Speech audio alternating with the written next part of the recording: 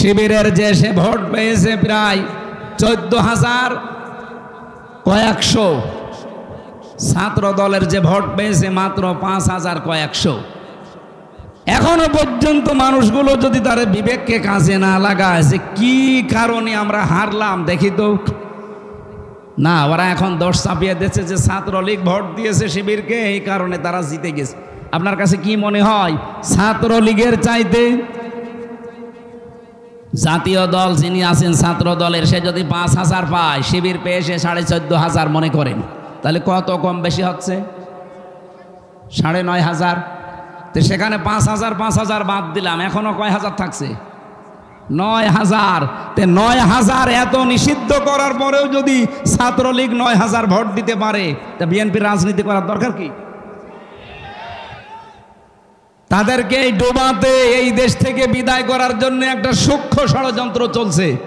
আমার সাথে তারেক জিয়া সাহেবের পিএস, তার বন্ধু গিয়াসউদ্দিন মামুন, সব এক জায়গায় ছিলাম আমরা 3 বছর। এই যে বাবর সাহেব স্বরাষ্ট্র প্রতিমন্ত্রী ছিল, বাইরে আমরা ফতোয়াবাজি করি, এ দল ও দলকে দেখতে পারি না, রাজাকারের ট্যাগ দেয়, আর জালেমরা এই 15.5 বছরে আমাদের সব এক জায়গায় রেখে তালা মেরে রেখেছে। থাক, এরপরও যদি আপনার হোশ না ফেরে, আগামীতে 100 আসতেছে, আপনি কিন্তু সে কি মারা খাবেন বলে জানি, আমি বাংলায় বললাম না, এইটা আসতেছে আপনার কপালে। এই জন্য সাবধান। আপনাদের পাশের জেলা বগুড়া শহীদ জিয়াউর রহমান, আল্লাহ তাকে জান্নাতুল ফেরদাউস নসিব করেন। সেই লোকটা ভালো ছিল, কিন্তু তার আদর্শের ওপরে এখন বিএনপির রাজনীতি আর চলে না। এরা সব এখন দাদাদের গোলাম হয়ে দাঁড়িয়েছে। দাদারা যা বলে এরা তাই করে। পিটা নিয়ে এরা আসলে ভালোভাবে খায়নি তো। এ বাবর মিয়ারে জিজ্ঞাসা করেন গিয়ে, কি পিটানো পিটিয়েছে বাবররে। 17 বছর লোকটা জেলে ছিল, 17 বছর। মাঝে মাঝে আমার বলতো, হামজা মনে হয় যে আমি ফাঁসি দিয়ে মরে যাই। কেন? মানুষ এভাবে থাকতে পারে? গিয়াসউদ্দিন মামুন ভাইও 17 বছর ছিল। কি অবস্থায় রেখেছিল জেলের ভেতরে এই বিরোধী দলের লোকজনকে আপনি জানেন? মনে হচ্ছে যে আমাদের এক একটা দিন 1 বছরের চাইতেও কঠিন মনে হতো। এখন যদি আমাদের এই দেশে আমরা যারা ওই 14 দল বাদ দিয়ে আসি, তারা যদি কামড়া কামড়ে আরম্ভ করি এই দাদাদের ইশারায়, দেখবেন আবার জালেমরা কিন্তু ভর করবে। তখন দোয়া দরুদ পড়েও কিছু হবে না। এই জন্যে বাদ দেন ভাই, ভাড়াডবি হওয়ার আগে একটু চিন্তা ভাবনা করে আগান। ওই মানধাত আমলের সমস্ত ত্যাগ দিলে এখন আর কেউ খায় না। ওই রাজাকার আলবদর ওগুলো বাদ দেন। আশা করছে এটা রেকর্ড হচ্ছে তো, সারা দেশে যাচ্ছে, ওদের বিবেকের আয়নায় একটু ওরা দেখবে। এরপরও যদি ডুবতে চায় কেউ যাক, ডুবে যাক, আমাদের আর কিছু করার নেই। কারণ ইসলামের যে ওয়ার জোয়ার এবার এসেছে, আমরা বিশ্বাস করি আল্লাহ তার ইসলামকে এবার এই দেশে রাষ্ট্রীয় পর্যায়ে নিয়ে যাবে। আমার জেলখানার 3 বছরের প্রতিদিনের তাহাজ্জুদের দোয়া ছিল এইটা। আমি মাজলুম ছিলাম, এটা বিশ্বাস হয়? বলেন বলেন। ইত্তাকি দাওয়াতাল মাজলুম ফাইন্নাহা লাইসা বাইনাহু ওয়া বাইনাল্লাহি হিজাব। মাজলুমের বরদোয়া থেকে বেঁচে থাকবা, কারণ মাজলুমের বরদোয়া আর আল্লাহর ভেতরে কোনো পর্দা থাকে না। যেহেতু আমি মাজলুম ছিলাম, আমি বিশ্বাস করি মাজলুমের দোয়া আল্লাহ ফেরত দেয় না। 3 বছরে বলেছিলাম, মাবুদ জীবনে যদি কিচ্ছু কবুল না হয়, অন্তত চর্মচোখে একটু দেখার সুযোগ করে দিও যে 56,000 বর্গ মাইল তোমার কালাম দিয়ে চলছে। আমার বিশ্বাস এ দোয়া আলেমদের দোয়া, হাজারো আলেমে দোয়া করতো, তাদের দোয়া কবুল হয়ে গেছে। কথা বলেন, কথা বলুন। শুক্রবারও আমার হাতে হাত দিয়ে 18 জন মানুষ এসে বলছে, হুজুর এতদিন মানুষের তৈরি করা আইনের পক্ষে ছিলাম, আজকে থেকে আল্লাহর আইন আমরা প্রতিষ্ঠার জন্য আপনার হাতে হাত দিচ্ছি। আমি বললাম, কালেমা পড়ানো লাগবে? বলছে কালেমা পড়ানো লাগবে না, কালেমা জানি, এতদিন ভুল পথে ছিলাম। আল্লাহ রাব্বুল আলামিন বলেন, লা তাজিদু কওমান ইউমিনুনা বিল্লাহি ওয়াল ইয়াউমিল আখির ইওয়াদ্দুনা মান হাদ্দাল্লাহা ওয়া রাসূলাহু ইলা আখিরি আয়া। সূরা মুজাদালার শেষের দিকে আছে, হে নবী, আপনি এমন কোন জাতি, কোন ব্যক্তিকে দেখতেই পাবেন না যারা আল্লাহ এবং আখিরাতে বিশ্বাস করে। এই মানুষগুলোকে আপনি দেখতেই পাবেন না যারা আল্লাহ বিরোধী, তাদেরকে তারা ভালোবাসে, মহব্বত করে। এখন কিন্তু সময় বাংলাদেশে অলরেডি এইটা চলছে। হয় আপনি আল্লাহর দলে থাকবেন, নাই শয়তানের দলে, মাঝখানে কোনো দল নেই। এই কথা বলেন না কেন? হয় আল্লাহর আইনের পক্ষে থাকা লাগবে, নাই আল্লাহর আইনের বিপক্ষে থাকা লাগবে। এদেশে যারা আল্লাহর আইন কায়েম করতে চায়, সে যারাই হোক, আমি আল্লাহর আইনের পক্ষে আছি। যারা আল্লাহর আইনকে বিশ্বাস করে না, এই জমিনে অন্য কোনো মানুষের তৈরি আইন প্রতিষ্ঠা করতে চায়, সে আমার বাবা হলেও আমি তারে মানি না। এই জন্য দল এখন বাংলাদেশে দুইটা, হয় আল্লাহর দল নাই শয়তানের দল, সে যে নামে আসুক। এখন আপনার বিবেকে কি বলে আপনি দেখেন কোন দলে থাকবেন।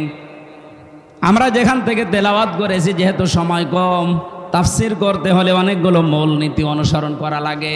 তার ভেতরে অন্যতম হচ্ছে যে আয়াত থেকে কথা বলা হয়, ওই আয়াতের আগের আয়াত পরের আয়াতের সাথে সম্পর্ক কি। আজকের তেলাওয়াত কিন্তু আয়াত সূরা আরাফের 35-36 নম্বর আয়াত। আমাদেরকে আল্লাহ সতর্কবাণী দিচ্ছেন, ইয়া বানি আদম, হে বনি আদম সন্তান। আল্লাহ কি বলেছেন হে মুসলমান সন্তান, হে মুমিন সন্তান? না, হে বনি আদম সন্তান। এ বনি আদম বলতে পৃথিবীতে যত মানুষ আছে, সে যে ধর্মের মানুষ হয় হোক, সব আমরা আদমের সন্তান। এই জন্য এখানে যদি অন্য কোনো ধর্মের লোক এসেও থাকেন বা আওয়াজ যদি আপনার কানে যায়, আমি আপনাকেও আহ্বান জানাচ্ছি, আসেন। নয়তো আবার কিয়ামতের দিন বলবেন, আল্লাহ তোমার আওয়াজ আমি শুনিনি, তোমার দাওয়াত আমার কাছে পৌঁছায়নি, এই জন্য তোমাকে আমি চিনতাম না। আপনাকেও আমি আহ্বান জানাচ্ছি, ইয়া বানি আদম, হে বনি আদম সন্তান, ইম্মা ইয়াতিয়ান্নাকুম রাসূলুম মিনকুম, যদি তোমাদের কাছে আসে তোমাদের মধ্য থেকে কোন রসুল। গাইবান্ধাবাসী বলেন তো, এখন নবী রসুল দুনিয়ায় আছে? আল্লাহ এখানে রসুলুন বহু বচন দিলেন, তাহলে কেন? এখন তো রসুল নেই, তাহলে রসুল দেওয়ার কথা ছিল এক বছর, বহু বচন দিয়েছেন এই কারণে। নবী রসুল হয়তো এখন নেই আর আশা কিয়ামত পর্যন্ত সম্ভাবনা, কিন্তু কিয়ামত পর্যন্ত বিশ্ব নবী যারা আল্লাহর নবীর উত্তরাধিকারী নায়েবে রাসূল আসবে, তারা কারা? আলেমরা। বলেন বলেন। নবীজি বলেন, আল উলামা ওয়ারাসাতুল আম্বিয়া, আলেমরা আমার নবীর উত্তরাধিকারী ওয়ারিস। নবীজি যা করতেন আলেম বলে দাবি করলে তারে ওই কাজই করা লাগবে। আপনার বিবেকের কাছে আমার প্রশ্ন, গাইবান্ধাবাসী, এটা ইসলামের ঘাঁটি আমি জানি। সারা বাংলাদেশের ভেতরে দুইটা জায়গা ইসলামের ঘাঁটি বলা হয়, এটা গাইবান্ধা আর ওদিকে সাতক্ষীরা। কথা বলছেন না কেন? আপনাদের কাছে একটা ডিপলি কথা না বললে আপনারা বুঝবেন, তারপরও বলছে যে আলেম নবীর উত্তরাধিকারী। নবীজি সারা জীবন আল্লাহর আইনের পক্ষে কাজ করে, অথচ আপনি আলেম নাম নিয়ে মানুষের তৈরি করা আইনের পক্ষে কাজ করেন। আপনি আলেম না জালেম? এরকম জালেম দেশে নেই। কথা বলছেন আমার? এগুলো টাটকা নির্ভেজাল জালেম। হ্যাঁ, আপনাকে আল্লাহ এই দিন প্রচারের কাজে, দিন কায়েমের কাজে লাগায় না কেন? তারও কারণ আছে। আল্লাহু ইয়াজতাবি ইলাইহি মাইয়াশা ওয়া ইয়াহদি ইলাইহি মাইয়ুনিব। সূরা শুরার 13 নম্বর আয়াতের শেষের দিকে আছে, আল্লাহ পাক বলেন, আমি যাকে পছন্দ করি, নির্বাচিত করি, মনোনীত করি, আমি আল্লাহ যাকে ভালোবাসি, এই মানুষটাকে ওয়াহদি ইলাইহি মাইয়ুনিব, তাকে দেখাই যেই লোকটা আমি আল্লাহর দিকে মন থেকে ফিরে আসতে চাই, তাকে আমি আল্লাহ আমার দিন কায়েমের কাজে লাগাই। সুতরাং দিন কায়েমের জন্য আপনাকে মনোনীত হওয়া লাগবে, নির্বাচিত হওয়া লাগবে। আর নির্বাচিত আল্লাহর কাছে হতে হলে ফিরে আসা লাগবে আল্লাহর দিকে। হয়তো আপনি এখন ওইভাবে ফিরে আসেননি মন থেকে, এই জন্য আপনার মতো আলেমকেও আল্লাহ দিন কায়েমের কাজে লাগায়নি। যারা আলেম আছে তাদেরকে বলছি, বলেন তো আমি কি আয়াত ভুল বললাম? এই আয়াতের আগের শব্দটার দিকে তাকালে আরো আশ্চর্য হয়। কাবুরা আলাল মুশরিকিনা মা তাদউহুম ইলাইহি। হে নবী, আপনি যেদিকে মানুষকে ডাকেন দিন কায়েম করো জমিনে, এটা শুনলে সবচাইতে বেশি মন খারাপ হবে, রাগ হবে মুশরিকদের। কাদের? আমরা তো দিন কায়েমের কথাই বলি, নাকি আমার বাবার আইনের কথা বলি? দিন কায়েমের কথা বললে যারা বিভিন্ন ট্যাগ দেন যে জামাত ইসলামের লোক, এ রাজাকার, এ ধান্দাবাজ, এ রাজনীতি করে, আপনি বুঝতে হবে যে আপনার ভেতরে কোনো শিরিক আছে, আর শিরিক যে করে সে মুশরিক। দিন কায়েমের কথা শুনলে যাদের রাগ হয়, মন খারাপ হয়, আপনি বিশ্বাস করতে পারেন যে আপনি মুশরিক। বলেন তো, এ দেশে নেই? অনেক আলেম পর্যন্ত আছে। আমি আর নিচে নামলাম না। আপনাকে যদি সত্যি আল্লাহ ভালোবাসে, আপনাকে যদি পছন্দ করে পৃথিবীতে, তাহলে আপনাকে এড়া ঘোড়া থাকতে দেবে না। ইন্নাল্লাহা ইউহিব্বুল্লাযীনা ইউকাতিলুনা ফি সাবিলিহি সাফফান কাআন্নাহুম বুনিয়ানুম মারসুস। অবশ্যই আমি আল্লাহ ভালোবাসি তাদেরকে যারা সীসা গলা প্রাচীরের মতো ঐক্যবদ্ধ হয়ে আল্লাহর দিন জমিনে কায়েম করার জন্যে সংগ্রাম করে, লড়াই করে। তা আপনি আয়াত সারা জীবন পড়ছেন, আমিও তো দেখছি, কিন্তু আপনি তো কাজে নেই। দিন কায়েমের জন্য আপনার কোনো ভূমিকা নেই। এ দোষ শুধু আপনার না, কারণ আপনি মন থেকে ফিরে আসেননি, এজন্য আল্লাহ আপনাকে কাজে লাগায়নি। অথচ একজন সাধারণ মানুষ সেই ছোটবেলা থেকে দিন বুঝেছে এবং ইসলামী আন্দোলন করে এই কারণে যে জমিনে দিন কায়েম করা নামাজ রোজার মতো ফরজ। এই জন্য ওই মানুষটা দেখেন আপনার মতো আলেম না, কিন্তু দিন কায়েমে অ্যাক্টিভ, ও মন থেকে ফিরে এসেছে, এই জন্য আল্লাহ তাকে কাজে লাগিয়ে দিয়েছে। আজকে আমি যেখানে ছিলাম খাবারে বাড়িতে, কোন বাড়ি জানি না, অনেকটা মাস্টার মানুষ, অথচ দিন কায়েমের জন্য লোকটা জেল পর্যন্ত খেটেছে। কত আলেম দেখলাম এই 15.5 বছরে বাতিলের 5 আটা গোলামি করে জীবনযাপন করেছে। আমি কি বেশি বললাম? আপনাকে আল্লাহ মনোনীত করেনি, কারণ আপনার মন নেই।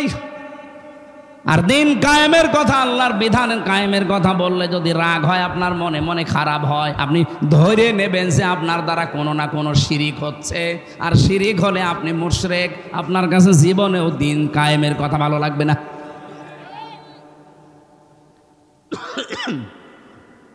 যেহেতু নবী রাসূল আর আসবে না, কিন্তু এখন আছে কারা?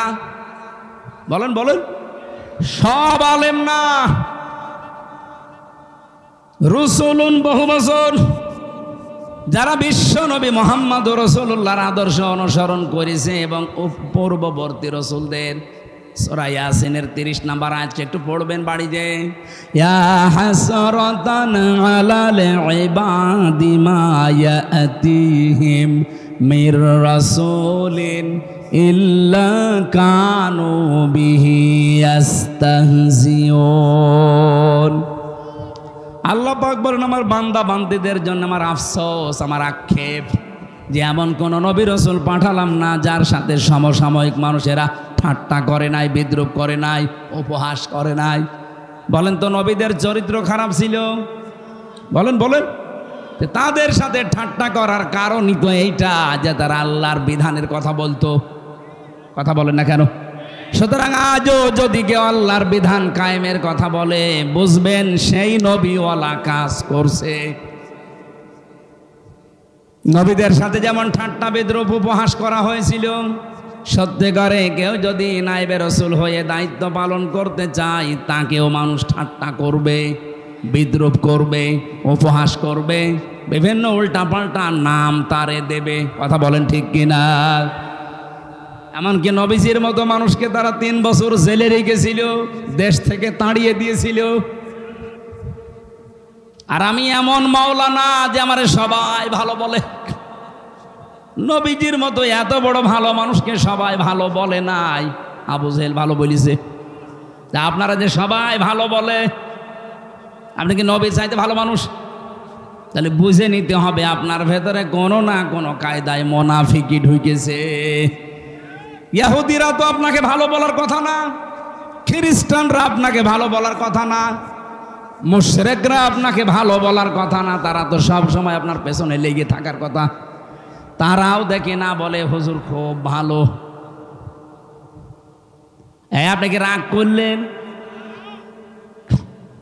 আল্লাহ এখানে দিয়েছে রসুলম মিনকুম, তোমাদের ভেতর থেকে রসুল আসবে।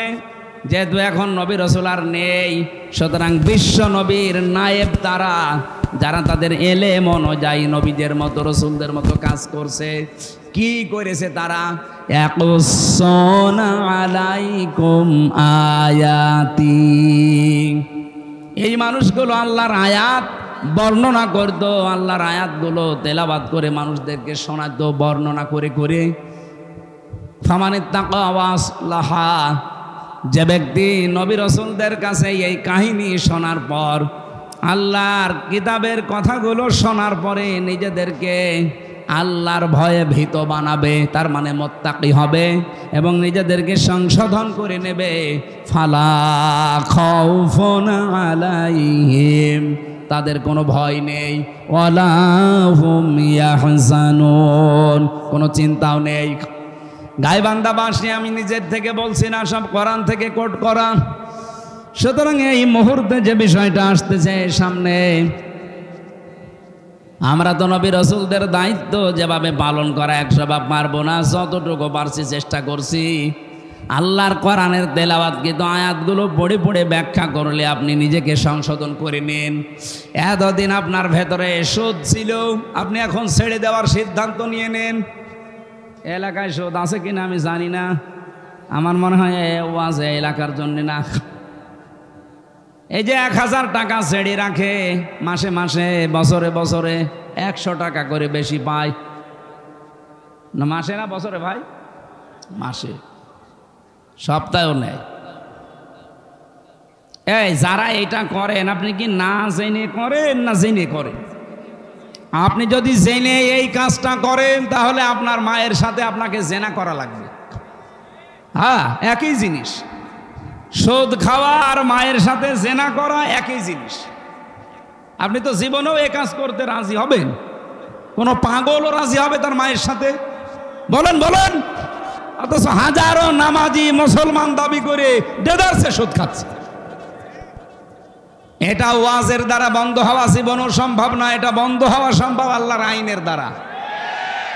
আমরা এইটাই চাচ্ছি ভাই, এই আইনটা আপনি জায়গা মতো নিয়ে যান, শুধু কায়েম করে দেন। বলে না সুদ ছাড়া ব্যাংক চলে, সুদ ছাড়া চলা যায় কেন? সুদ ছাড়া ব্যাংক চলছে না সৌদি আরবে? আপনি আল রাজি ব্যাংকের দিকে তাকান তো, চলছে না? সুদ ছাড়া ব্যাংক এই আফগানিস্তানে চলছে না? চলবে না মানে? এটা শুধু কায়েম করে দেওয়া দরকার, আইন পাশ করে।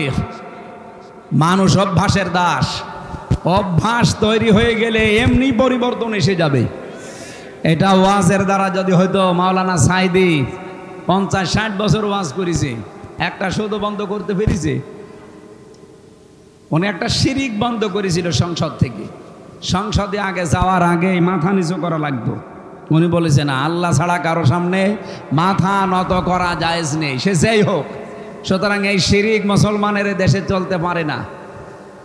স্পিকার বলেছিল যে সাইদি সাহেব, এটা তো এইভাবে হয় না, আপনি বিল পাস, হাত উত্তোলন করতে বলবো, আপনারা যদি এই 300-র ভেতরে 151 জন হাত তুলতে পারে, এই বিল পাস হয়ে যাবে। ওই দিন পাস হয়ে গেছে। আমরা চাই এই যে 300 এমপি এবার যাবে, 151 জন যদি এবার কোরআন বুকে নিয়ে যেতে পারে, ইসলামের যত নিয়ম আছে, ফরজ বিধান সব শুধু বলবে আপনারা হাত তোলেন। ডাক্তার আব্দুর রহিমের মতো এই গাইবান্ধা জেলায় আরো যারা আছে, এই মানুষগুলো যদি একবারে ওই দিন বলে হ্যাঁ আমরা নামাজের পক্ষে, আমরা যাকাতের পক্ষে, আমরা ন্যায় অন্যায়ের বিপক্ষে, এরকম কথা যদি বলে না, প্রতিদিন দেখবেন আল্লাহর একটা একটা করে বিধান পাশ হয়ে যাচ্ছে। 5 বছর লাগবে না, মাত্র কয়েক বছরের ভেতরে বাংলাদেশ মিনি জান্নাত হয়ে যাবে। লিকাইলা তাসাও আলা মা ফাতাকুম ওয়ালা তাফরাহু বিমা আতাকুম। কোন নিয়ামত পেলে আনন্দে আত্মহারা হয়ে যেও না।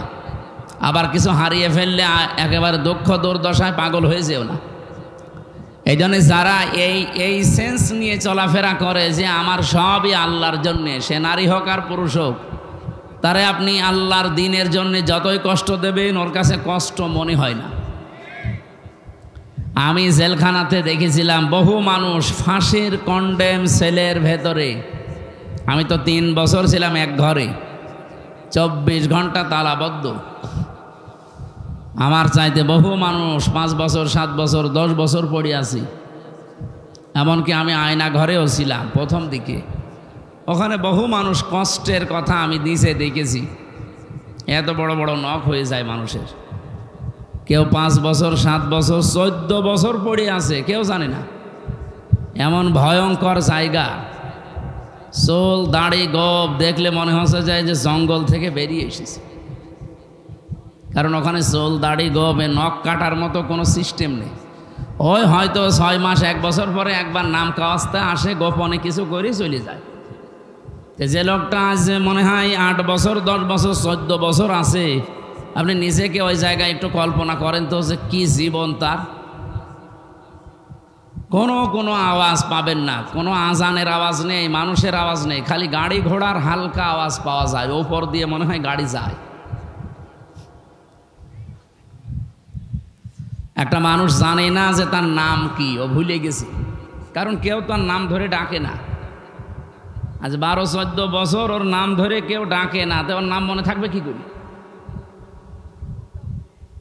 এমনকি এই মানুষটা এখন যে কোন বছর চলছে, এটা কোন মাস, এটা যে কোন দিন, কয়টা বাজে, ও কিচ্ছু জানে না। আমি মাঝে মাঝে আমারে যখন রিমান্ডে নিয়ে আসতো, আমি দেখেছিলাম এই যে দেওয়ালের সাথে এই বড় বড় নখ দিয়ে খুশিয়ে খুশিয়ে তারা লিখে রাখতো, মোবাইল নাম্বার দিয়ে। বলতো যে ভাই এই নাম্বারটা একটু জানাবেন, কেউ যদি বাইরে যেতে পারে যে আমি বেঁচে আছি, এতটুকুই। আর এমন এমন পাহারাদার আমাদের কপালে জুটত। গোবিন্দ পরামানিক, গৌতম কুমার, এরপরে দেবদুলাল, আশিক ভট্টাচার্য। এই যা বলছে সব তো আল্লাহর ওলি নাকি? এর কাছে কোনো আলেম জালেম আছে? এর কাছে আলেমই কি আর জালেমই কি? ও আরো আলেম দেখলে অত্যাচার বাড়িয়ে দিত। যদি একটু নামাজের কথা বলতাম যে ভাই কয়টা বাজে, একটু নামাজ পড়বে, নামাজ পড়লে এখানে কি, নামাজ পড়লে এই জায়গায় থাকা লাগে? মানে আল্লাহ সম্পর্কেও আজে বাজে ধারণা তাদের, যে নামাজ পড়ে যদি ভালো থাকা যায় তো কি করে কি উনি বসে বসে? বলেন তো, এ কথার কোনো জবাব আছে মায়ের ছাড়া? কিন্তু মায়ের বউ কি করি, এই পায়ের ভেতরে এইভাবে হাত দিয়ে, সামনে যে লোহার ব্যারিকেড দেওয়া আছে খাঁচা, ওর সাথে 24 ঘন্টা এমনিতেই বেঁধে রাখ না, পায়ের ভেতর দিয়ে হাত দিয়ে এভাবে বেঁধে রাখে তালা দিয়ে, হ্যান্ডকাপ লাগিয়ে। এই যে মানুষ শুয়ে থাকে, এটা যে কত বড় নিয়ামত আমি টের পেয়েছি। আমার পিঠের এই পেছনে যে দাঁড়া আছে, এটা ব্যথা হয়ে আছে এখন। মাঝে মাঝে শুয়ে থাকলে আমি শাটপাট হয়ে ঘুমিয়ে থাকি। আমার ম্যাডাম মাঝে মাঝে আমারে বলে যে এইভাবে ঘুমাও মানে? আরে ভাই, ঘুমাইছে কেন? তুমি তো টের পাচ্ছ না। আমার জেলখানার সাথী ছিল মুফতি ফখরুল ইসলাম, নোয়াখালী বাড়ি। ওই লোকটারে নিয়ে প্রথম 22 দিন একাধারে এই পায়ের ভেতরে হাত দিয়ে হ্যান্ডকাপ লাগিয়ে রেখেছিল। শুধু 1.5-2 মিনিট সময় দিত টয়লেট করার জন্য। খাবার যা দিত, সকালবেলা কয়েকটা পচা ছোলা দিত, আর দুপুরবেলা 1 মুঠ ভাত দিয়েছে, তার ভেতরেও 3-4 রকমের সবজি তরকারি সব একসাথে। বলেন তো, এই যে খাবারের কথা বললাম, এ খেয়ে কি মানুষ বেঁচে থাকার মতো? খেলে খান, না খেলে যান, কিছু বলতে পারবেন না। ওই দূর থেকে ঠেলা মেরে দেয়। আমি একটা চেয়ার দেখেছিলাম ওখানে, আমারে বসায়নি, কিন্তু যারে আমার আগে নিয়ে গেল তারে বসিয়েছিল। এখানে এত নড়াচড়া করেন কেন? এদিকে সরে বসেন, এখানে আসবেন না। উনি আমারে বলছিল, ভাই এরকম একটা লম্বা চেয়ারে হাত দুইটা হ্যান্ডকাপ দিয়ে আটকিয়ে দিল, পায়ের সাথে বেড়ি লাগিয়ে দিল, আর এই গলার সাথে একটা বেল্ট লাগিয়ে একটা টিপ দিল। 1 মিনিটে 120 বার ঘোরে। 1 মিনিট পরে মনে হচ্ছে যে আমি 8-10টা দুনিয়া দেখতে পাচ্ছি। এই ছিল আয়না ঘরের শাস্তির নমুনা। তাও তো আমি পুরাটা পাইনি, মাত্র 3 বছর পেয়েছি। আর যারা আজ 14 বছর পেয়েছে বলেন তো, আপনি নিজেকে ওই জায়গায় দাঁড় করান। এখনো পর্যন্ত যারা জালেমদের সাফাই গায়, এদেরকে নিয়ে যে ওই ঘরের ভেতরে অন্তত 2 বছর রাখা দরকার। এখনো বলে কি করেছে আমার আপা আছে, ওনার পালিয়ে যাওয়া লাগলো। তোমার সাথে তো করেনি, করেছে আমার সাথে, আমি টের পাচ্ছি।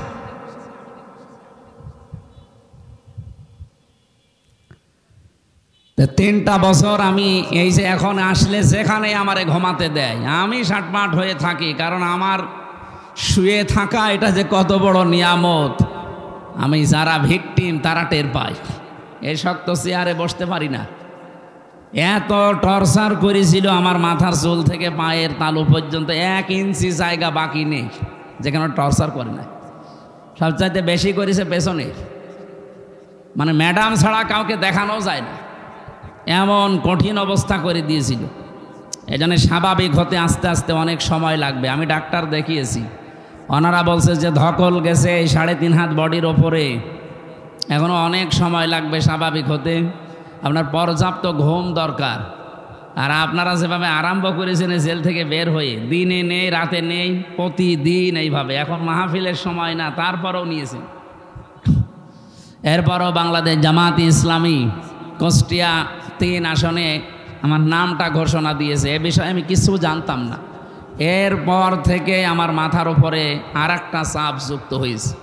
মানুষ যে কোনো এক লাইনে কাজ করে, হয় দায়ী আল্লাহর কাজ করে, আল্লাহর দিন প্রচারে, নয়তো রাজনীতি করে। আমার এই 2 লাইনে ঠেকাতে গিয়ে তারপরও শরীর যেহেতু অসুস্থ, স্বাভাবিক না, মানে আমি আর পেরিয়ে উঠছি না। আজকে বাড়ি চলে যেতাম, কিন্তু আপনাদের এই ছেলেটার খালি এর মুখের দিকে তাকিয়ে আমার কষ্ট করে আজকে থাকা। কালকে সকাল থেকে ফজরের পর থেকে সন্ধ্যা পর্যন্ত রাজনৈতিক অনুষ্ঠানগুলো আছে কুষ্টিয়া। আমার যেহেতু একটা আসন বিশাল বড়, 2 থানা মিলে, সেই হিসাবে আমার কষ্ট করা লাগছে অনেক। তারপরও আজকে রাতের বেলা মনে হয় মাহফিল আছে কোনো জয়পুরহাটে, কালাই। আমি যে বর্ণনাটা দিলাম, আপনি নিজেকে ওই জায়গায় দাঁড় করালে স্থির থাকতে পারবেন? বলেন, কি কঠিন যন্ত্রণা তারা সহ্য করেছে। কেউ 8 বছর, আমি পেয়েছি একজনকে 8 বছর পড়ে আছে। এই যে ব্যারিস্টার আরমান, এও তো 8 বছর ছিল। আমান আসমি ভাই 10 বছর ছিল। আমি 14 বছরের কথা শুনেছিলাম, যেখানে 14 বছর পড়ে আছে। এখন এই যে শয়তানগুলো বলে যে আয়না ঘর বলে কিছু নেই, ওরা আমার সাথে দেবেন, ওরা আমি নিয়ে যাব ওই মেন্টো রোডে মাটির নিচে। আমার 11 ঘন্টা টাঙিয়ে রেখেছিল। আপনি বলেন তো কি দোষ ছিল আমার? আমি আপনার মেয়ের দিকে কি খারাপ নজরে তাকিয়েছিলাম? কি করেছিলাম বলেন? কোরআনের সঠিক কথাগুলো বলতাম, এইটাই আমার অপরাধ। কথা বলেন না কেন? এত কষ্টের পরেও কিছু মানুষের মুখে আমি হাসি দেখতে পেয়েছিলাম, শুধু একটাই কারণে, যতই কষ্ট দেন এই কষ্টটা আল্লাহর জন্যে। তাদের তুলনায় আমাদের আজকের এই কষ্ট কি খুব বেশি? বলেন বলেন। ওরা যদি আল্লাহর জন্য, দিনের জন্য এত কিছু স্যাক্রিফাইস করতে পারে, আজকে ঘন্টাখানেক সময় একটু দেওয়া যাবে না? হ্যাঁ, 1 ঘন্টা কথা বলবো ইনশাআল্লাহ। দল মত জাতি বর্ণ ধর্ম নির্বিশেষে, অন্য ধর্মের মানুষও মনে হয় এলাকায় আছে। হ্যাঁ, সবাইকে আহ্বান জানাচ্ছি, কারণ আজকের তেলাওয়াত কিন্তু আয়াত শুধু ইমানদারদের না, ইয়া বানি আদম, বনি আদমের সন্তান যারা, তারাই আল্লাহ আজকে অ্যাড্রেস করেছেন। সবাইকে আমরা কোরআনের আলোচনায় ওয়েলকাম জানিয়ে শুরু করছি। খুশি হয়ে বলছি আলহামদুলিল্লাহ। দরুদ আর সালাম পড়ছি আমাদের নবী। এটা রবিউল আউয়াল মাস। আপনারা কোন সম্পর্কে কথা শুনছিলেন আমি জানি না। রবিউল আউয়াল মাস আসলে আমরা যেটা করি আসলে ওইটা করার নিয়ম না। নিয়ম হচ্ছে নবীজির জীবনীকে অনুসরণের জন্য সিদ্ধান্ত নেওয়া। আল্লাহ রাব্বুল আলামিন বলেন, এই এত আওয়াজ করলে তো সমস্যা, কষ্ট হচ্ছে তো জানি, তো আওয়াজ করবেন না ভাই, একটু আওয়াজ বাদ দিয়ে দাঁড়িয়ে থাকেন। কোরআনে কারিমে রব্বুল আলামিন বলেন, এই পৃথিবীতে রবিউল আউয়াল মাসে নবীজিকে পাঠিয়েছিলাম, এই মাসেই তাকে আমি আল্লাহ তুলে নিয়েছিলাম। বিশাল একটা মিশন আর ভীষণ তার জীবনে ছিল। ওয়াল্লাযী আরসালা রাসূলাহু বিল হুদা ওয়া দীনিল হক লিইয়ুযহিরাহু আলাদ দীনি কুল্লিহি ওয়ালাউ কারিহাল মুশরিকুন। তিনি সে আল্লাহ যিনি তার রাসূলকে পৃথিবীতে তিনি হক দিয়ে সত্য বিধান দিয়ে পাঠিয়েছেন। এই আয়াত দ্বারা বোঝা যায় পৃথিবীতে যত নিয়ম নীতি যত ধর্ম আছে সবগুলো বানোয়াট, ইসলাম বাদে। এখানে আবেগ দিয়ে না, এটা বিবেক দিয়েই বলছে। অন্য ধর্মের যেহেতু রেকর্ড হচ্ছে, বহু মানুষের কানে এটা পৌঁছাবে। চ্যালেঞ্জ দিয়েছি, দুনিয়াতে ইসলাম বাদ দিয়ে কোনো ধর্ম নেই, সবগুলো ভোকাস মার্কা, সব বানানো। আপনি বলেন নিজের হাতে বানিয়ে নিজের হাতে আবার ভেঙে ফেলেন, পানিতে চোবান, একটা ধর্ম হলো। একটু যদি কারো বিবেকে কাজ করে, আমার মনে হয় পৃথিবীতে ইসলাম ছাড়া সে অন্য কোনো ধর্ম মানতেই পারে না। সেদিন যশোরের এক অধ্যাপক কলেজের, উনি বিসিএস ক্যাডার, ওনারে বলেছিলাম যে স্যার আপনি একটা হিন্দু মানুষ, আমার যে মুসলিম ধর্ম কোরআনে কারিম আছে, আপনাকে আমি মুসলমান হতে বলি না, কিন্তু আমার কোরআন আপনি একটু পড়বেন। ওনার আমি ইংরেজি এই ভার্সনটা দিয়ে বলেছিলাম যে মাত্র একবার বুঝে বুঝে শেষ করবেন। আপনি তো আর আরবি পড়তে পারেন না, আর আপনি বিসিএস ক্যাডার, আপনি ইংরেজিতে পড়েন। 3 মাস পরে দেখি আল্লাহরে বান্দা নিজের থেকেই মুসলমান হয়ে গেছে।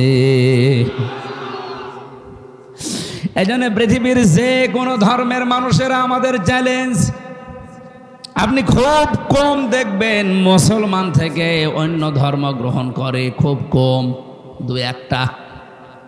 কিন্তু অন্য ধর্ম থেকে প্রতিনিয়ত মুসলমান হচ্ছে 1টা 2টা না, হাজার হাজার।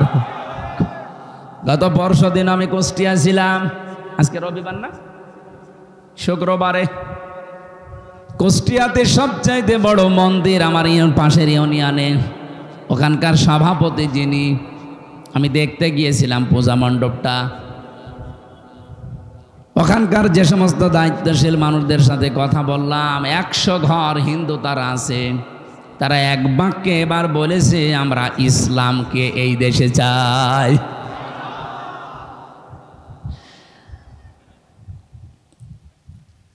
আমার তো মনে হচ্ছে যেভাবে দলে দলে পালে পালে মানুষ আজ ইসলামের দিকে আসতেছে, শুধু জামাত ইসলামে না, তারা চায় যে দেশে আল্লাহর বিধান ইসলাম কায়েম হোক। আপনি আগস্টের 5 তারিখের আগে 2024-এর একটা রিপোর্ট দেখবেন, মাত্র 100 জনের 15 জন মানুষ বলতো যে আমরা এই দেশে ইসলাম চাই। অথচ 1 বছর 1 মাসের ব্যবধান, আন্তর্জাতিক একটা সংস্থা আছে মাইক্রোসফট, এরা রিপোর্ট দিয়েছে শুধু বাংলাদেশের এই 64 জেলায় এখন 100 ভাগের 77 ভাগ মানুষ বলছে আমরা ইসলাম চাই।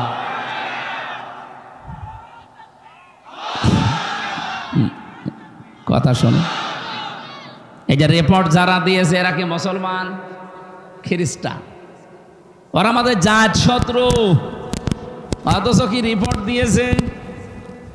তার মানে এখান থেকে বোঝা যাচ্ছে এই দেশে এখন একটা জোয়ার অলরেডি এসে গেছে, আর জোয়ার যদি আসে কিছু না কিছু তৈরি করে যায়। এখন এই যদি ঝড় ওঠে, বলেন তো যে সমস্ত পাতা আছে ঝরে পড়েছে, এ পাতা থাকবে না উড়বে? এখন যে ঝড় সারা বাংলাদেশে চলছে, আমি তো আর শুধু গাইবান্ধার এই গোবিন্দগঞ্জের বানেশ্বরে বসে নেই, এদেশের 56,000 বর্গ মাইল, 630টা থানা আছে এই গোবিন্দগঞ্জের মতো, প্রায় সবগুলো থানায় আমার যাওয়া শেষ। কমপক্ষে প্রতিনিয়ত যাওয়া আসা এই চলাফেরা করে দেখতে পাচ্ছি এই যে ঝড় উঠেছে এই ইসলামকে এবার এরা সংসদে পৌঁছিয়ে দেবে। এখনো পর্যন্ত আমি অনেক আলেমকে অনেক ইমামকে দেখি, এরা বলে যদি ইসলামের পক্ষে এখন কাজ শুরু করি আর যদি ইসলাম ক্ষমতায় না যায় তাহলে আমার কি হবে, আমার ইমামতি থাকবে। আরে ভাই, আপনি ইমামতি নিয়ে আসেন, আর আপনার এই ধারণা কেন তৈরি হয় যে ইসলাম এবার যাবে না? 92% মুসলমান এখানে। আমরা এতদিন যাই টালমাটাল ছিলাম, দোদুল্যমান অবস্থায় ছিলাম এদিকে ওদিকে, এখন আমরা কিন্তু সব এক হয়ে যাচ্ছি। কারণ ফ্যাসিস্ট জালেমরা যেহেতু নেই, কিছু মুনাফিক আছে, এগুলো আশা করছি থাপ্পড় দিলে ভালো হয়ে যাবে। এদেশে যেহেতু ফ্যাসিস্ট নেই, নতুন করে কেউ গড়ে উঠতে চাইলেও সে পারবে না। নেপালের দিকে তাকান, মন্ত্রীদের ধরে পানির ভেতরে চুবাচ। আর আমার তো নিজের দেখায় 1 বছরে আমি বাইরের দেশে যেগুলো সফর করে আসলাম, জালেমরা কেউ ভালো নেই।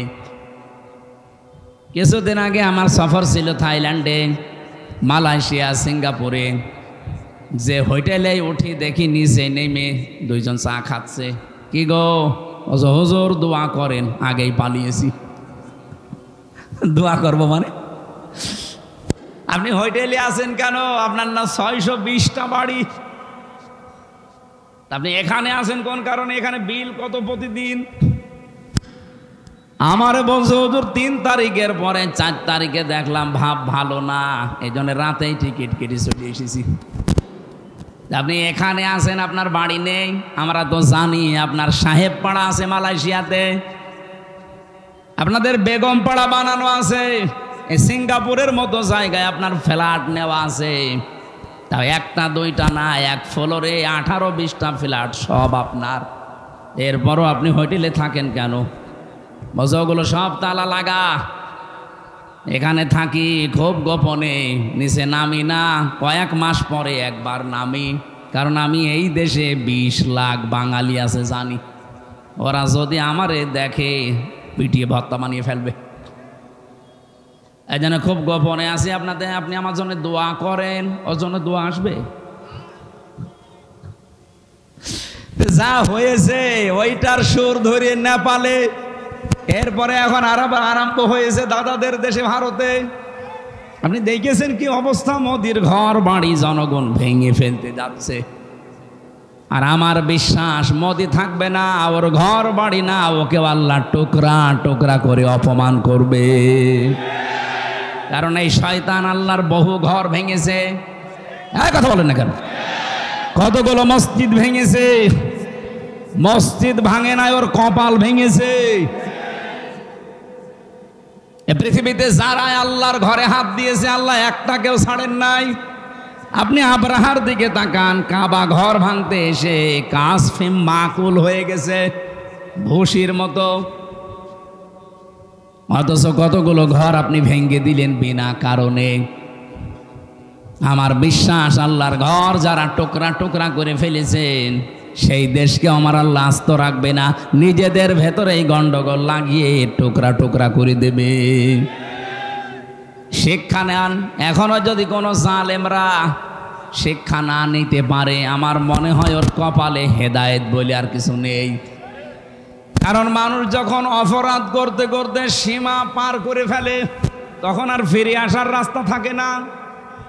আমরা তো এইটাই দেখতে পাচ্ছি, বহু মানুষ এখনো ওদের থেকে শিক্ষা না নিয়ে এখনো পর্যন্ত সে ইমানধাত আমলের সে চিন্তা ভাবনা চালিয়ে যাচ্ছে।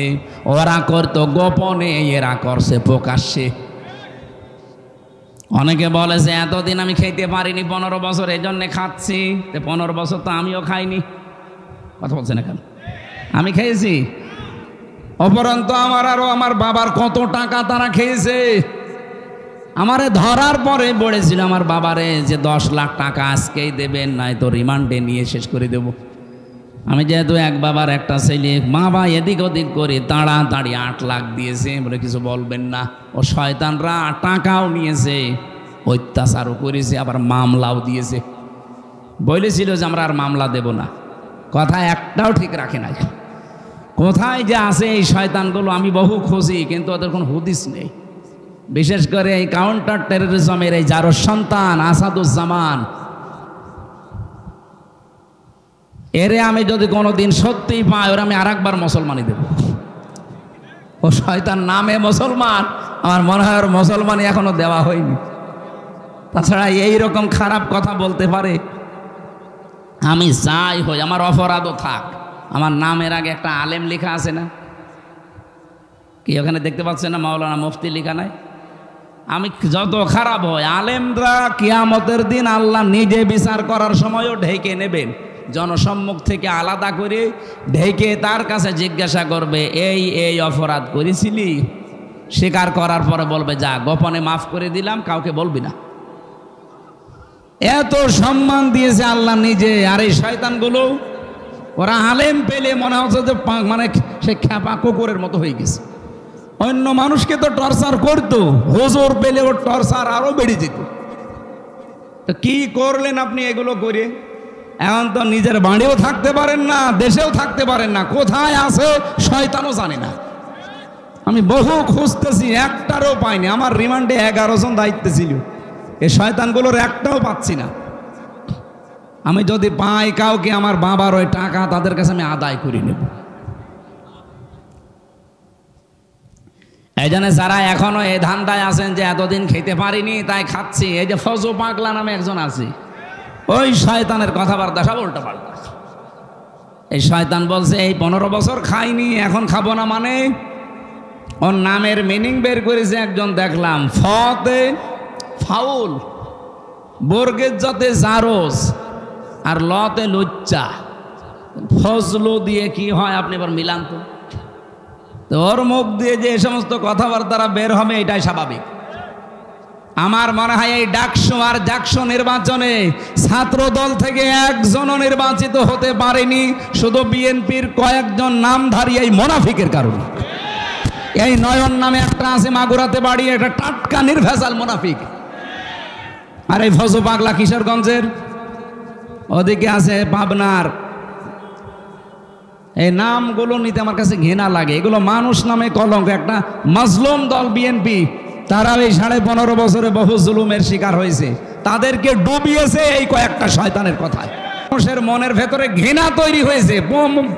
28 জন মানুষ পাশ করেছে ঢাকা ভার্সিটিতে, একটাও এরা নেই। 23টা হয়েছে শিবিরের আর 5টা হয়েছে স্বতন্ত্র। আপনি কি করলেন এতদিন রাজনীতি করে বলেন? শিবিরের যে সে ভোট পেয়েছে প্রায় 14,000 কয়েকশো, ছাত্র দলের যে ভোট পেয়েছে মাত্র 5,000 কয়েকশো। এখনো পর্যন্ত মানুষগুলো যদি তার বিবেককে কাজে না লাগায় যে কি কারণে আমরা হারলাম দেখি তো, না, ওরা এখন দোষ চাপিয়ে দিচ্ছে যে ছাত্রলীগ ভোট দিয়েছে শিবিরকে, এই কারণে তারা জিতে গেছে। আপনার কাছে কি মনে হয় ছাত্রলীগের চাইতে জাতীয় দল যিনি আছেন ছাত্র দলের, সে যদি 5,000 পায়, শিবির পেয়ে সে 14,500 মনে করেন, তাহলে কত কম বেশি হচ্ছে? 9,500। তো সেখানে 5,000 বাদ দিলাম, এখনো কয় হাজার থাকছে? 9,000। 9,000 এত নিষিদ্ধ করার পরেও যদি ছাত্রলীগ 9,000 ভোট দিতে পারে, তা বিএনপির রাজনীতি করার দরকার কি? তাদেরকে ডোবাতে, এই দেশ থেকে বিদায় করার জন্য একটা সূক্ষ্ম ষড়যন্ত্র চলছে। আমার সাথে তারেক জিয়া সাহেবের পিএস, তার বন্ধু গিয়াসউদ্দিন মামুন, সব এক জায়গায় ছিলাম আমরা 3 বছর। এই যে বাবর সাহেব স্বরাষ্ট্র প্রতিমন্ত্রী ছিল, বাইরে আমরা ফতোয়াবাজি করি, এ দল ও দলকে দেখতে পারি না, রাজাকারের ট্যাগ দেয়। আর জালেমরা এই 15.5 বছরে আমাদের সব এক জায়গায় রেখে তালা মেরে গেছে। থাক, এরপরও যদি আপনার হোশ না ফেরে, আগামীতে 100 আসতেছে, আপনি কিন্তু সে কি মারা খাবেন বলে দেন। আমি বাংলায় বললাম না, এইটা আসতেছে আপনার কপালে। এই জন্য সাবধান। আপনাদের পাশের জেলা বগুড়া, শহীদ জিয়াউর রহমান, আল্লাহ তাকে জান্নাতের ফেরদাউস নসিব করেন। সেই লোকটা ভালো ছিল, কিন্তু তার আদর্শের উপরে এখন বিএনপির রাজনীতি আর চলে না। এরা সব এখন দাদাদের গোলাম হয়ে দাঁড়িয়েছে। দাদারা যা বলে এরা তাই করে। পিটানি এরা আসলে ভালোভাবে খায়নি তো। এ বাবর মিয়ারে জিজ্ঞাসা করেন গিয়ে কি পিটানো পিটিয়েছে বাবর রে। 17 বছর লোকটা জেলে ছিল, 17 বছর। মাঝে মাঝে আমার বলতো, হামজা মনে হয় যে আমি ফাঁসি দিয়ে মরে যাই। কেন? মানুষ এভাবে থাকতে পারে? গিয়াসউদ্দিন মামুন ভাইও 17 বছর ছিল। কি অবস্থায় রেখেছিল জেলের ভেতরে এই বিরোধী দলের লোকজনকে আপনি জানেন? মনে হচ্ছে যে আমাদের এক একটা দিন 1 বছরের চাইতেও কঠিন মনে হতো। এখন যদি আমাদের এই দেশে আমরা যারা ওই 14 দল বাদ দিয়ে আছি, তারা যদি কামড়া কামড়ে আরম্ভ করি এই দাদাদের ইশারায়, দেখবেন আবার জালেমরা কিন্তু ভর করবে। তখন দোয়া দরুদ পড়েও কিছু হবে না। এই জন্যে বাদ দেন ভাই, ভাড়াডবি হওয়ার আগে একটু চিন্তা ভাবনা করে আগান। ওই মানধাত আমলের সমস্ত ত্যাগ দিলে এখন আর কেউ খায় না। ওই রাজাকার আলবদর ওগুলো বাদ দেন। আশা করছে এটা রেকর্ড হচ্ছে তো, সারা দেশে যাচ্ছে, ওদের বিবেকের আয়নায় একটু ওরা দেখবে। এরপরও যদি ডুবতে চায় কেউ যাক, ডুবে যাক, আমাদের আর কিছু করার নেই। কারণ ইসলামের যে ওয়ার জোয়ার এবার এসেছে, আমরা বিশ্বাস করি আল্লাহ তার ইসলামকে এবার এই দেশে রাষ্ট্রীয় পর্যায়ে নিয়ে যাবে। আমার জেলখানার 3 বছরের প্রতিদিনের তাহাজ্জুদের দোয়া ছিল এইটা। আমি মাজলুম ছিলাম, এটা বিশ্বাস হয়? বলেন বলেন। ইত্তাকি দাওয়াতাল মাজলুম ফাইন্নাহা লাইসা বাইনাহু ওয়া বাইনাল্লাহি হিজাব। মাজলুমের বরদোয়া থেকে বেঁচে থাকবা, কারণ মাজলুমের বরদোয়া আর আল্লাহর ভেতরে কোনো পর্দা থাকে না। যেহেতু আমি মাজলুম ছিলাম, আমি বিশ্বাস করি মাজলুমের দোয়া আল্লাহ ফেরত দেয় না। 3 বছরে বলেছিলাম, মাবুদ জীবনে যদি কিচ্ছু কবুল না হয়, অন্তত চর্ম চোখে একটু দেখার সুযোগ করে দিও যে 56,000 বর্গ মাইল তোমার কালাম দিয়ে চলছে। আমার বিশ্বাস এ দোয়া আলেমদের দোয়া, হাজারো আলেমে দোয়া করতো, তাদের দোয়া কবুল হয়ে গেছে। কথা বলেন, কথা বলুন। শুক্রবারও আমার হাতে হাত দিয়ে 18 জন মানুষ এসে বলছে, হুজুর এতদিন মানুষের তৈরি করা আইনের পক্ষে ছিলাম, আজকে থেকে আল্লাহর আইন আমরা প্রতিষ্ঠার জন্য আপনার হাতে হাত দিচ্ছি। আমি বললাম, কালেমা পড়ানো লাগবে? বলছে কালেমা পড়ানো লাগবে না, কালেমা জানি, এতদিন ভুল পথে ছিলাম। আল্লাহ রাব্বুল আলামিন বলেন, লা তাজিদু কওমান ইউমিনুনা বিল্লাহি ওয়াল ইয়াউমিল আখির ইওয়াদ্দুনা মান হাদ্দাল্লাহা ওয়া রাসূলাহ ইলা আখিরি আয়াত। সূরা মুজাদালার শেষের দিকে আছে, হে নবী আপনি এমন কোন জাতি, কোন ব্যক্তিকে দেখতেই পাবেন না যারা আল্লাহ এবং আখিরাতে বিশ্বাস করে। এই মানুষগুলোকে আপনি দেখতেই পাবেন না যারা আল্লাহ বিরোধী, তাদেরকে তারা ভালোবাসে, মহব্বত করে। এখন কিন্তু সময় বাংলাদেশে অলরেডি এইটা চলছে, হয় আপনি আল্লাহর দলে থাকবেন, নাই শয়তানের দলে, মাঝখানে কোনো দল নেই।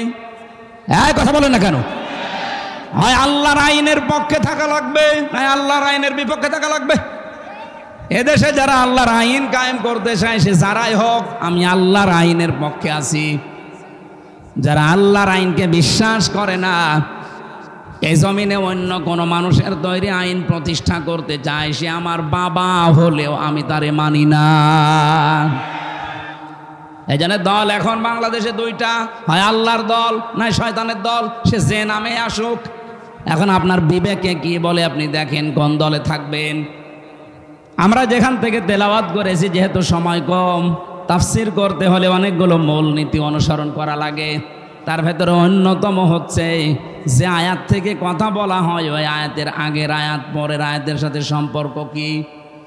আজকের তেলাওয়াত কিন্তু আয়াত সূরা আরাফের 35-36 নম্বর আয়াত।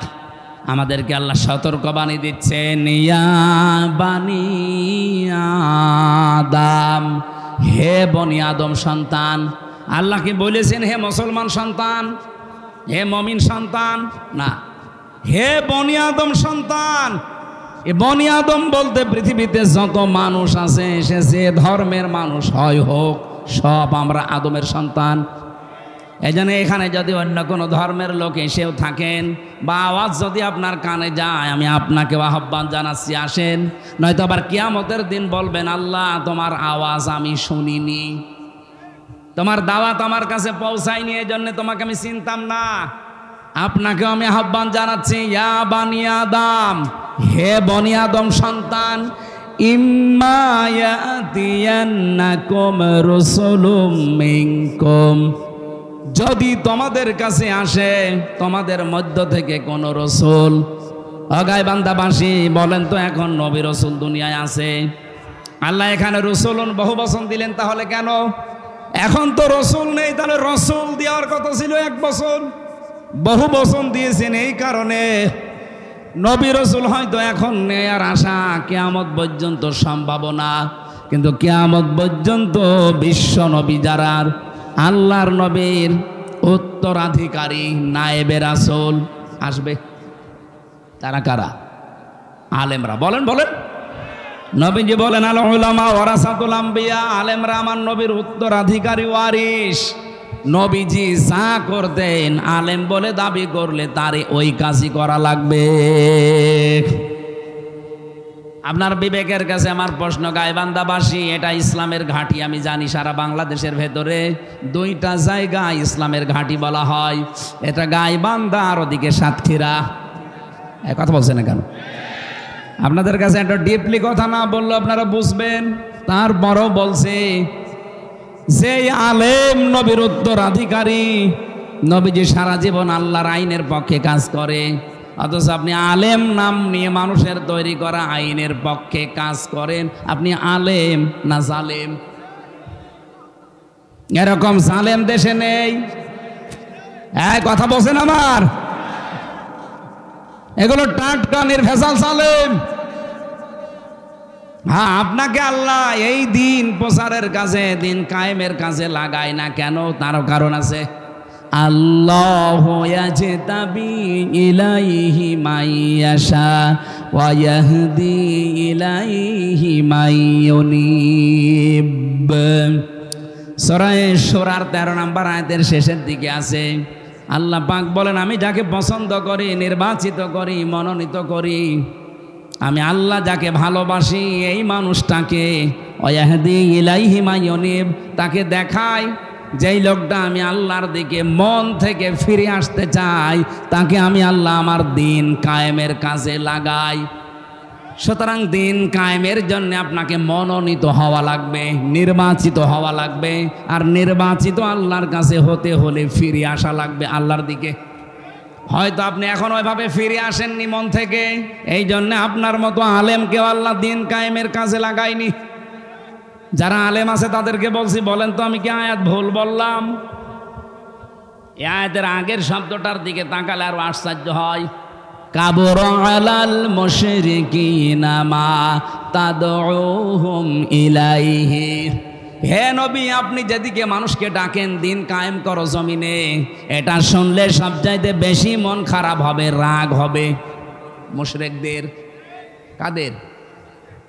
আমরা তো দিন কায়েমের কথাই বলি নাকি আমার বাবার আইনের কথা বলি? দিন কায়েমের কথা বললে যারা বিভিন্ন ট্যাগ দেন যে জামাত ইসলামের লোক, এ রাজাকার, এ ধান্দাবাজ, এ রাজনীতি করে, আপনি বুঝতে হবে যে আপনার ভেতরে কোনো শিরিক আছে, আর শিরিক যে করে সে মুশরিক। দিন কায়েমের কথা শুনলে যাদের রাগ হয়, মন খারাপ হয়, আপনি বিশ্বাস করতে পারেন যে আপনি মুশরিক। বলেন তো, এ দেশে নেই? অনেক আলেম পর্যন্ত আছে। আমি আর নিচে নামলাম না। আপনাকে যদি সত্যি আল্লাহ ভালোবাসে, আপনাকে যদি পছন্দ করে পৃথিবীতে, তাহলে আপনাকে এড়া ঘোড়া থাকতে দেবে না। ইন্নাল্লাহা ইউহিব্বুল্লাযীনা ইউকাতিলুনা ফি সাবিলিহি সাফফান কাআন্নাহুম বুনিয়ানুম মারসুস। অবশ্যই আমি আল্লাহ ভালোবাসি তাদেরকে যারা সীসা গলা প্রাচীরের মতো ঐক্যবদ্ধ হয়ে আল্লাহর দিন জমিনে কায়েম করার জন্যে সংগ্রাম করে, লড়াই করে। তা আপনি আয়াত সারা জীবন পড়ছেন, আমিও তো দেখছি, কিন্তু আপনি তো কাজে নেই। দিন কায়েমের জন্য আপনার কোনো ভূমিকা নেই। এ দোষ শুধু আপনার না, কারণ আপনি মন থেকে ফিরে আসেননি, এই জন্য আল্লাহ আপনাকে কাজে লাগায়নি। অথচ একজন সাধারণ মানুষ সেই ছোটবেলা থেকে দিন বুঝেছে এবং ইসলামী আন্দোলন করে এই কারণে যে জমিনে দিন কায়েম করা নামাজ রোজার মতো ফরজ। এই জন্য ওই মানুষটা দেখেন আপনার মতো আলেম না, কিন্তু দিন কায়েমে অ্যাক্টিভ, ও মন থেকে ফিরে এসেছে, এই জন্য আল্লাহ তাকে কাজে লাগিয়ে দিয়েছে। আজকে আমি যেখানে ছিলাম খাবারে বাড়িতে, কোন বাড়ি জানি না, অনেকটা মাস্টার মানুষ, অথচ দিন কায়েমের জন্য লোকটা জেল পর্যন্ত খেটেছে। কত আলেম দেখলাম এই 15.5 বছরে বাতিলের 5 আটা গোলামি করে জীবনযাপন করেছে। আমি কি বেশি বললাম? আপনাকে আল্লাহ মনোনীত করেনি কারণ আপনার মন নেই। আর দিন কায়েমের কথা, আল্লাহর বিধান কায়েমের কথা বললে যদি রাগ হয়, আপনার মনে মনে খারাপ হয়, আপনি ধরে নেবেন যে আপনার দ্বারা কোনো না কোনো শিরিক হচ্ছে, আর শিরিক হলে আপনি মুশরিক, আপনার কাছে জীবনেও দিন কায়েমের কথা ভালো লাগবে না।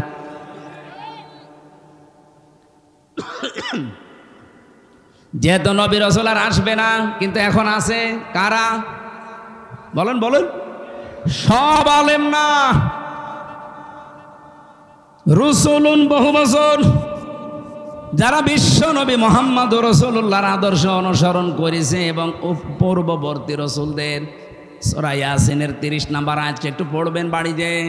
ইয়া হাসরাতান আলাল ইবাদি মা ইয়াতিহিম মির রাসূলিন ইল্লা কানু বিহি ইস্তাহজিউন। আল্লাহ পাক বলেন, আমার বান্দা বান্দীদের জন্য আমার আফসোস, আমার আক্ষেপ যে এমন কোন নবী রাসূল পাঠালাম না যার সাথে সমসাময়িক মানুষেরা ঠাট্টা করে নাই, বিদ্রুপ করে নাই, উপহাস করে নাই। বলেন তো নবীদের চরিত্র খারাপ ছিল? বলেন বলেন। তাদের সাথে ঠাট্টা করার কারণই তো এইটা যে তারা আল্লাহর বিধানের কথা বলতো। কথা বলেন না কেন? সুতরাং আজও যদি কেউ আল্লাহর বিধান কায়েমের কথা বলে, বুঝবেন সেই নবীওয়ালা কাজ করছে। নবীদের সাথে যেমন ঠাট্টা বিদ্রুপ উপহাস করা হয়েছিল, সত্যিকারে কেউ যদি নায়েবে রাসূল হয়ে দায়িত্ব পালন করতে চায়, তাকেও মানুষ ঠাট্টা করবে, বিদ্রুপ করবে, উপহাস করবে, বিভিন্ন উল্টাপাল্টা নাম তারে দেবে। কথা বলেন ঠিক কিনা? এমনকি নবীজির মতো মানুষকে তারা 3 বছর জেলে রেখেছিল, দেশ থেকে তাড়িয়ে দিয়েছিল। আর আমি এমন মাওলানা যে আমারে সবাই ভালো বলে। নবীজির মতো এত বড় ভালো মানুষকে সবাই ভালো বলে নাই, আবু জেহেল ভালো বলিছে। আপনারা যে সবাই ভালো বলে, আপনি কি নবী চাইতে ভালো মানুষ? তাহলে বুঝে নিতে হবে আপনার ভেতরে কোনো না কোনো কায়দায় মুনাফিকি ঢুকেছে। ইহুদিরা তো আপনাকে ভালো বলার কথা না, খ্রিস্টানরা আপনাকে ভালো বলার কথা না, মুশরিকরা আপনাকে ভালো বলার কথা না, তারা তো সব সময় আপনার পেছনে লেগে থাকার কথা। তারাও দেখে না, বলে হুজুর খুব ভালো। আপনি কি রাগ করলেন? আল্লাহ এখানে দিয়েছে রসুলুম মিনকুম, তোমাদের ভেতর থেকে রসুল আসবে। যেহেতু এখন নবী রসুল আর নেই, সুতরাং বিশ্ব নবীর নায়েব তারা, যারা তাদের এলেম অনুযায়ী নবীদের মতো রসুলদের মতো কাজ করছে। কি করেছে তারা? ইয়াকুসুনা আলাইকুম আয়াতি, এই মানুষগুলো আল্লাহর আয়াত বর্ণনা করতো, আল্লাহর আয়াতগুলো তেলাওয়াত করে মানুষদেরকে শোনাতো, বর্ণনা করে করে। ফামানিত্তাকা ওয়া আসলাহা, যে ব্যক্তি নবী রাসূলদের কাছে এই কাহিনী শোনার পর, আল্লাহর কিতাবের কথাগুলো শোনার পরে নিজেদেরকে আল্লাহর ভয়ে ভীত বানাবে, তার মানে মুত্তাকি হবে এবং নিজেদেরকে সংশোধন করে নেবে। ফালা খাউফুন আলাইহিম, তাদের কোনো ভয় নেই। ওয়ালা হুম ইয়াহজানুন, কোনো চিন্তাও নেই। গাইবান্ধা বাসী আমি নিজের থেকে বলছি না, সব কোরআন থেকে কোট করা। সুতরাং এই মুহূর্তে যে বিষয়টা আসতেছে সামনে, আমরা তো নবী রাসূলদের দায়িত্ব যেভাবে পালন করা 100 ভাগ পারবো না, যতটুকু পারছি চেষ্টা করছি। আল্লাহর কোরআনের তেলাওয়াতকৃত আয়াতগুলো পড়ে পড়ে ব্যাখ্যা করলে আপনি নিজেকে সংশোধন করে নিন। এতদিন আপনার ভেতরে সুদ ছিল, আপনি এখন ছেড়ে দেওয়ার সিদ্ধান্ত নিয়ে নেন। এলাকায় সুদ আছে কিনা আমি জানি না, আমার মনে হয় ওয়াজ এলাকার জন্য না। এই যে 1000 টাকা ছেড়ে রাখে মাসে মাসে, বছরে বছরে 100 টাকা করে বেশি পায় না, মাসে না বছরে ভাই? মাসে, সপ্তাহেও নেয়। এই যারা এটা করেন, আপনি কি না জেনে করেন না জেনে করেন? আপনি যদি জেনে এই কাজটা করেন তাহলে আপনার মায়ের সাথে আপনাকে জেনা করা লাগবে। হ্যাঁ, একই জিনিস। সুদ খাওয়া আর মায়ের সাথে জেনা করা একই জিনিস। আপনি তো জীবনেও এই কাজ করতে রাজি হবেন? কোনো পাগলও রাজি হবে তার মায়ের সাথে? বলেন বলেন। অথচ হাজারো নামাজি মুসলমান দাবি করে দেদারসে সুদ খাচ্ছে। এটা ওয়াজের দ্বারা বন্ধ হওয়া জীবনও সম্ভব না, এটা বন্ধ হওয়া সম্ভব আল্লাহর আইনের দ্বারা। আমরা এইটাই চাচ্ছি ভাই। এই আইনটা আপনি জায়গা মতো নিয়ে যান, শুধু কায়েম করে দেন। বলে না সুদ ছাড়া ব্যাংক চলে, সুদ ছাড়া চলা যায় কেন? সুদ ছাড়া ব্যাংক চলছে না সৌদি আরবে? আপনি আল রাজি ব্যাংকের দিকে তাকান তো, চলছে না? সুদ ছাড়া ব্যাংক এই আফগানিস্তানে চলছে না? চলবে না মানে? এটা শুধু কায়েম করে দেওয়া দরকার আইন পাশ করে। মানুষ অভ্যাসের দাস, অভ্যাস তৈরি হয়ে গেলে এমনি পরিবর্তন এসে যাবে। এটা ওয়াজের দ্বারা যদি হয়তো মাওলানা সাইদি 50-60 বছর ওয়াজ করেছে, একটা শুধু বন্ধ করতে পেরেছে। উনি একটা শিরিক বন্ধ করেছিল সংসদ থেকে। সংসদে আগে যাওয়ার আগে মাথা নিচু করা লাগতো। উনি বলেছেন আল্লাহ ছাড়া কারো সামনে মাথা নত করা জায়েজ নেই, সে যেই হোক। সুতরাং এই শিরিক মুসলমানের দেশে চলতে পারে না। স্পিকার বলেছিল যে সাইদি সাহেব এটা তো এইভাবে হয় না, আপনি বিল পাস হাত উত্তোলন করতে বলবো, আপনারা যদি এই 300-র ভেতরে 151 জন হাত তুলতে পারে এ বিল পাস হয়ে যাবে। ওই দিন পাস হয়ে গেছে। আমরা চাই এই যে 300 এমপি এবার যাবে, 151 জন যদি এবার কোরআন বুকে নিয়ে যেতে পারে, ইসলামের যত নিয়ম আছে ফরজ বিধান সব শুধু বলবে আপনারা হাত তোলেন। ডাক্তার আব্দুর রহিমের মতো এই গাইবান্ধা জেলায় আরো যারা আছে, এই মানুষগুলো যদি একবার ওই দিন বলে হ্যাঁ আমরা নামাজের পক্ষে, আমরা যাকাতের পক্ষে, আমরা ন্যায় অন্যায়ের বিপক্ষে, এরকম কথা যদি বলে না, প্রতিদিন দেখবেন আল্লাহর একটা একটা করে বিধান পাশ হয়ে যাচ্ছে। 5 বছর লাগবে না, মাত্র কয়েক বছরের ভেতরে বাংলাদেশ মিনি জান্নাত হয়ে যাবে। বাইরের দেশগুলোতে গিয়ে আমি দেখেছি আল্লাহর বিধান সেখানে পুরাপুরি চলে না, কিছু চলে, কিন্তু তাদের আইনের প্রতি শ্রদ্ধা থাকার কারণে কোনো ডাকাতি নেই, কোনো চুরি নেই, খাদ্যে ভেজাল নেই। আমি মালয়েশিয়াতে 12 দিন থাকলাম কয়েকদিন আগে গিয়ে, একটা হাসি পর্যন্ত আসে না, কারণ খাদ্যে ভেজাল দিতে কেউ যদি ধরা পড়ে সঙ্গে সঙ্গে তারা মেরে ফেলবে। আর আমাদের কি হয়, খাদ্যে ভেজাল দেয়, ধরা পড়ে 3 মাসের জেল দেয়। ও 3 মাস জেল খেটে এসে খাদ্যে যা ভেজাল দিয়েছিল ডবল করে দেয়। আপনার হাসি হবে না, কাশি হবে না, আপনার শরীর খারাপ হবে না, হবে কার? মালয়েশিয়া বাংলাদেশের চাইতে প্রায় কমপক্ষে 7 ডবল বড়। শেষ করে দেব, এগুলো পরে দিয়ে, সময় আছে। এত বড় বিশাল দেশ যেখানে আমার প্রতিদিন জার্নি করা লাগতো কমপক্ষে 1-1.5-2,000 কিলোমিটার, তার মানে এরকম বাংলাদেশ পুরাটা 2 ডবল শেষ করি যে একটা মাহফিল। এ বাংলাদেশে মাথা থেকে ও মাথা 1150 কিলোমিটার, মাত্র 2000 কিলোমিটার, 2200 কিলোমিটার যদি রান করা লাগে, পুরা বাংলাদেশের কয় ডবল? এত দূর যেয়ে একটা মাহফিল করতাম। রাত নেই দিন নেই, গাড়ি চলছে, শুধু পাহাড়, মরুভূমি, পাথর আর এই পাম গাছ ছাড়া কিচ্ছু নেই, খালি জঙ্গল। রাত 2টা-3টার দিকে যাচ্ছে, ড্রাইভার আমারে বলছে হুজুর কোনো চিন্তা নেই, শুধু আল্লাহ ছাড়া কারো ভয় নেই, কেউ আসবে না সামনে। ওই রকম একটা দেশ আমরা দেখতে চাই না। এটা কি মানুষের তৈরি করা আইনে সম্ভব? আল্লাহর আইন লাগবে। এই 54 বছরে আমাদের ধোঁকা দিয়ে বোকা বানিয়ে রেখেছে এই দেশের নেতারা। তারা ঠিকই তাদের স্বার্থ সিদ্ধি করেছে, তাদের ছেলে মেয়েদের ঠিকই লন্ডন আমেরিকায় পড়ায়, আর দেশে মরি আমরা নিজেরা।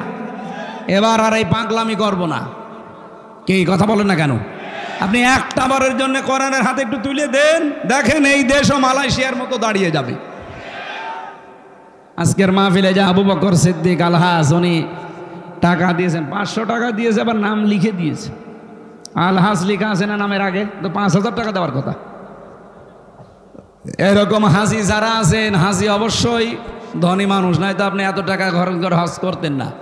সাধ্য যদি থাকে আপনার কোরআন প্রচারে আপনার সম্পদ, আপনার সময়, আপনার বিবেক ব্যয় করবেন। কারণ কোরআনের পেছনে যা ব্যয় হয় কিয়ামতে তার হিসাব আল্লাহ নেয় না।